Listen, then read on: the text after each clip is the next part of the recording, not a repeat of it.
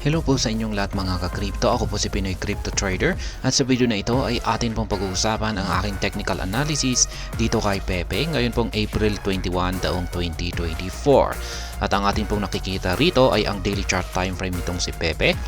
At patuloy pa rin po siya na naglalaro dito sa loob ng kanyang pattern na ito. Isa na rin po itong bullish flag pattern katulad din po kay Shiba Inu. At ayan, ngayon ay nagkakaroon na po siya ng recovery at umaangat na po siya.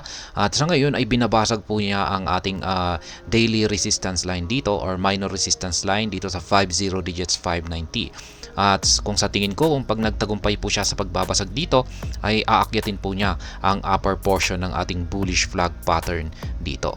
Kaya yan, bago po tayo magpatuloy ay nais ko lamang po munang bigyang linaw ang aking disclaimer kung saan ang nilalaman po ng video na ito ay hindi po ito isang financial advice. For education and information purposes lamang po ang layunin nito. Maliban po dito ay nais ko na rin pong magbigay babala na wala pong kahit anumang group chat ang Pinoy Crypto Trader. Ayan, check po muna natin yung kanyang rankings dito sa mga top meme coins by market cap. Siya pa rin po ang nananatiling top 4. Ayan, top 4 ranking dito sa meme coin ranking po natin by market capitalization. Ayan, sinusundan lamang po niya itong si Dogwifhat. Ayan, pagkatapos si Shiba Inu at saka si Dogecoin. Kaya ayan, ngayon ay ito pong si Dogwifhat at saka si Pepe ang patuloy na naglalabanan dito. Kasi halos magkapareho po yung kanilang, halos medyo malapit naman po yung agwat ng kanilang market cap. At ayan, si Pepe ay umangat naman po ng 14.57% nitong nakalipas na araw. Yan yung kanyang market cap. Pero yung kanyang trading volume ay medyo bagyang bumagsak ng 1.29%. Check naman po natin kung ano ang meron sa kanilang X account dito, kung ano ang kanilang latest tweet. At ayan, last 5 hours po ito. Happy 420, April 20 and happy BTC halving day. Ayan, nagbibigay po sila ng pagpati sa malaking kaganapan dito sa mundo ng cryptocurrency kung saan ay ang tinatawag pong Bitcoin halving. Yan ang nangyari po riyan kahapon. We are excited to announce that the Dunkest meme now has the Dunkest domain and username. Ayan, meron daw pong Dunkest na domain at saka username itong si Pepe. Ayan, pepe.com. Ayan. Yan po yung kanilang pinakabagong latest update dito. Meron po silang bagong domain. pepe.com. At ayan, balikan na po natin ang ating pagti-technical analysis dito sa daily chart time frame nitong si Pepe. Sa mga bago lamang po rito, ayan, kung paano nga ba natin nasabi na ito ay isang bullish flag pattern. Kasi kung pag i-imagine po natin ito po yung kanyang watawat. Ayan, yung kanyang flag. At ito naman po yung kanyang poste o yung kanyang flag pole. Ayan. Isa po itong bullish flag pattern kung saan ay mas mataas po ang posibilidad na dito po siya sa upper portion magkakaroon ng breakout or bullish breakout. Kung pag nangyari po yan ay makakaranas po siya ng isang price surge. Yan, katulad din po ni Shiba Inu. At aakyatin po niya dito ang sunod na major resistance line natin sa 40 digits 1083. Ito po yung kanyang pinakamataas na nakamit na presyo nitong March 14. Ayan, naitala po niya ito panibagong ito yata yung panibagong all-time high niya ngayon. Ayan, aakyatin po niya ito, kaya ito po ang sunod nating price target dito. Pero syempre, hindi po natin ibebenta lahat yan kasi possible po na mabasag rin ni Pepe yan. Kung pag nabasag po ni Pepe ito, ay magpapatuloy pa siya sa kanyang pag-angat sa presyo. Depende po kasi sa bullish momentum. Kaya, ayan, lapit po lamang po natin. Sa ngayon ay kasalukuyan po niyang binabasag ang resistance line natin dito at mukhang mababasag po niya ito. Minor resistance line lang naman po kasi ito, kaya sa tingin ko ay yan.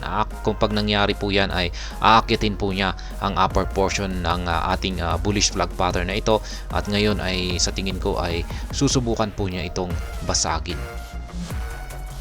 Ayan, susubukan niya, tatangkain po niya itong basagin. At yan, pero sa kasalagayan po nito, yan ay mukhang medyo alanganin po na mababasag niya ito. Kasi yung signal pa rin po natin dito ay bearish. Ibig pong sabihin ay bearish pa rin yung may control sa market ni Pepe. Posibleng ang mangyari rito ay kung pag umabot po siya rito ay maaring tatalbog lamang po siya rito. At muli po siyang babagsak. Yan po ang posibleng mangyari rito kung pag nananatiling bearish pa rin yung mga indicators natin dito, katulad ng ipinapakita ng ating Hallswitch indicator dito. Pero pagdating po sa ating QQE mode indicator ay iba naman po yung ating nakikita rito. May possibility po, ayon po dito sa QQE mode indicator natin, ay may posibilidad po na magbago yung trend direction nitong si Pepe. Mula sa pagiging downtrend ay posible po itong maging uptrend na. Kasi mapapansin po natin ay maliit na po yung sukat ng mga QQE bars natin dito. Ngayon ay kung sakaling lumabas po ang mga kulay gray na QQE bar dito sa ibabaw na portion or bahagi ng ating QQE mode indicator dito, ay sinyalis na po yan na posibleng magti-take over na yung mga bulls. At kung pag nangyari yan, ay lalong-lalo kung pag naging kulay blue pa yung mga kulay ng nabubong QQE bars natin dito, ay sa tingin ko ay dyan po magagawang basagin ni Pepe ang upper portion ng ating bullish flag pattern na ito. Ayan. At kung pag nangyari po yan, ay dyan po magaganap yung inaasahan po natin dito. Ayan, ito po yung aking price prediction dito. Kung sakaling nagkaroon tayo ng breakout dito, ay aakyatin po niya.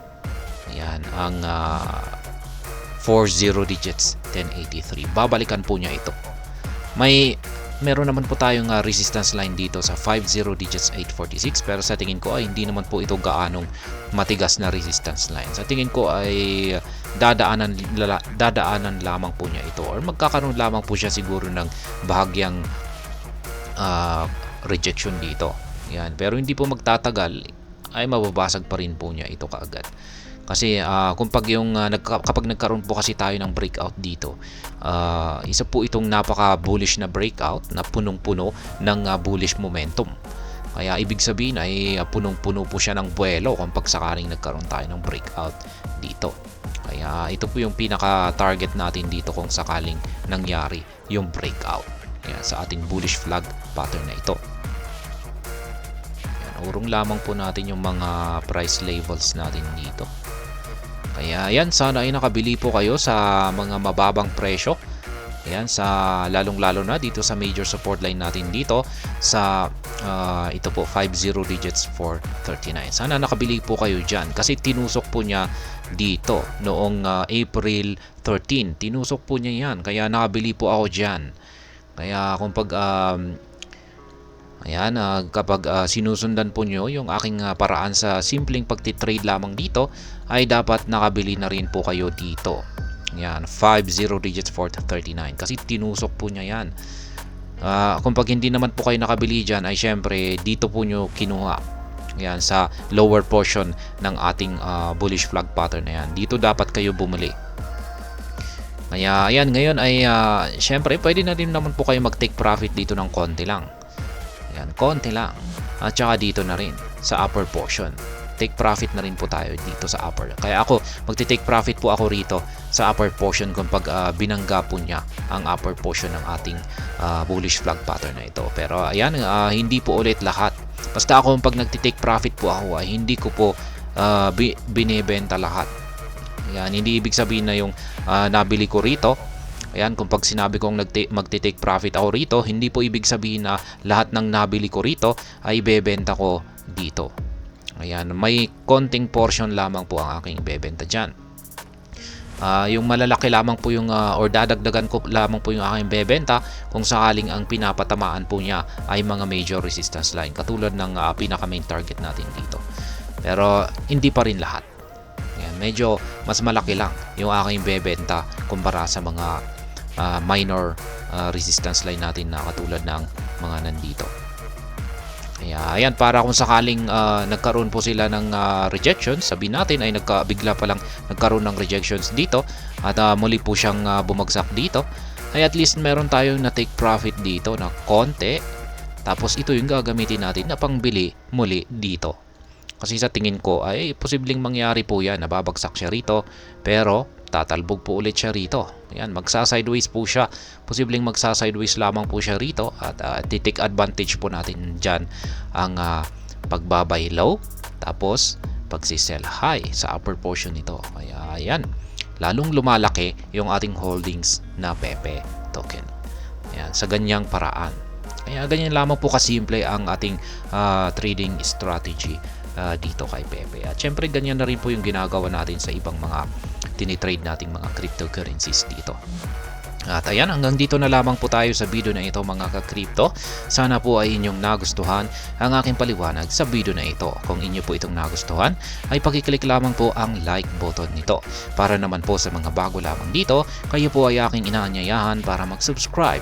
Pakiclick na rin po ang bell icon nito dahil ito po ang siya magsisilbing notification nito sa mga bago kong videos na akin pong ina-upload sa aking YouTube channel na ito. Marami pong salamat sa panonood, ingat po tayo lagi at God bless po sa ating lahat.